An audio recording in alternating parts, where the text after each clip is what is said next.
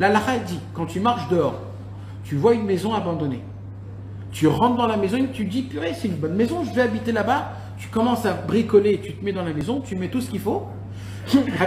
La halakha nous apprend, si tu habites là-bas pendant 3 ans et qu'il n'y a personne qui est venu et qui a proclamé, c'est ma maison, après 3 ans, cette maison t'appartient. Même si le propriétaire, il vient, il dit, c'est ma maison, c'est à moi, il te montre les papiers, il ne peut pas le faire sortir de la maison. En France, sinon ça au bout de 2 jours. 2 jours? Ouais, les squatteurs, c'est chez eux. Maintenant, la halakha, elle dit comme ça. Un homme, il est rentré dans une maison abandonnée. Il a commencé à mettre ses habits. Et il vit pendant 1 an, tranquillos.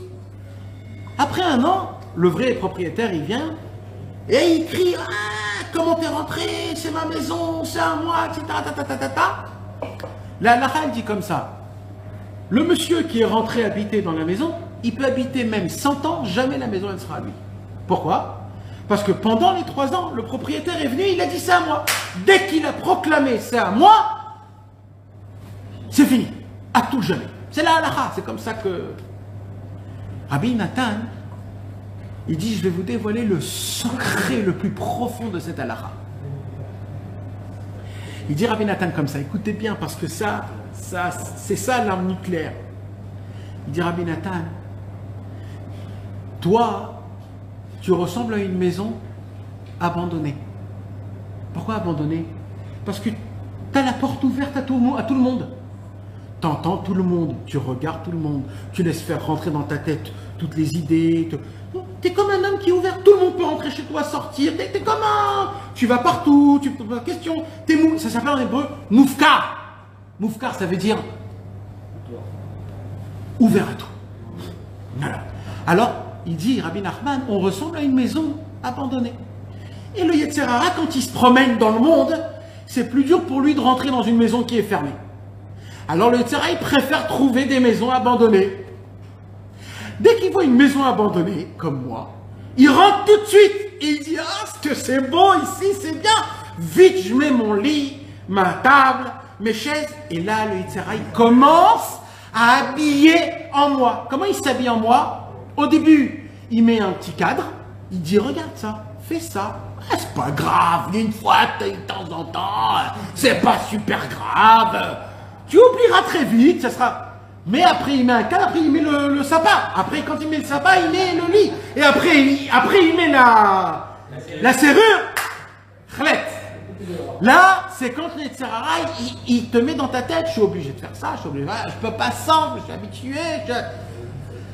Il dit, Rabbi Nachman de Breslev, vous savez pas combien de maisons ouvertes comme ça il y en a dans le monde. Et le Yetzer Hara, il rentre, il met ses habits, il met tout, il met la serrure et il ferme. Et au moment où il ferme, il dit, j'ai fini.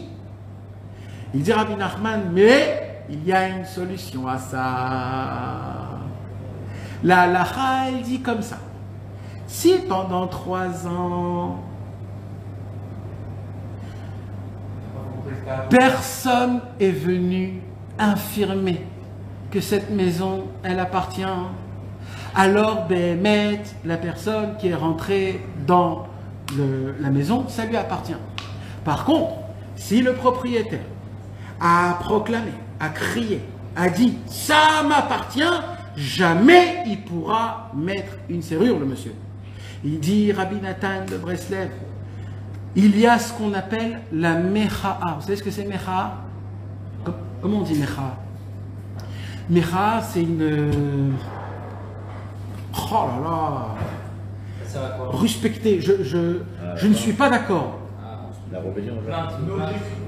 Quand Tras Shalom, quelqu'un il parle sur la Torah ou sur Hachem, j'ai un devoir de faire une mecha. Je dois aller chez le monsieur, je dois lui dire ce que tu as dit c'est grave, je ne suis pas d'accord. Pas une Torah, une manifestation.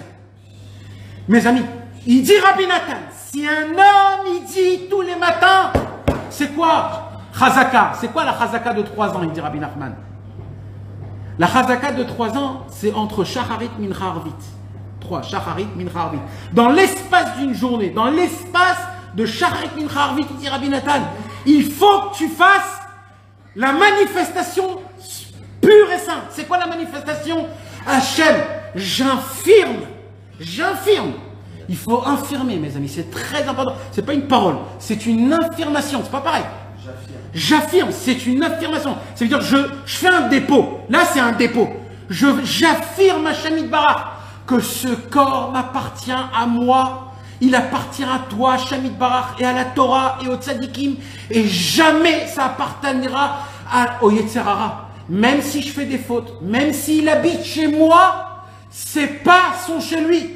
Je lui donne pas place à mon chez moi et jamais il sera le bienvenu. Il dit Rabbi Nachman de Breslev, quand tu dis ça tous les jours, jamais le Yetzer Hara pourra prendre possession de toi. Il ne sera jamais, tu seras jamais dans ses mains.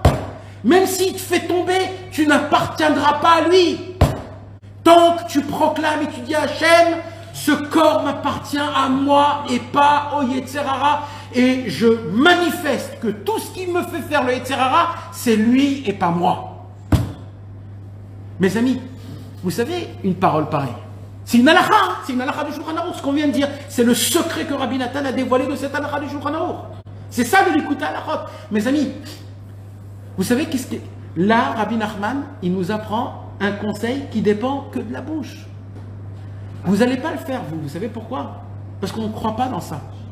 Je vous mets à garde, mes amis, je vous mets en garde. Prenez ces paroles comme de l'oxygène parce que si on n'arrive pas à faire les grandes choses, alors au moins qu'on fasse les petites choses.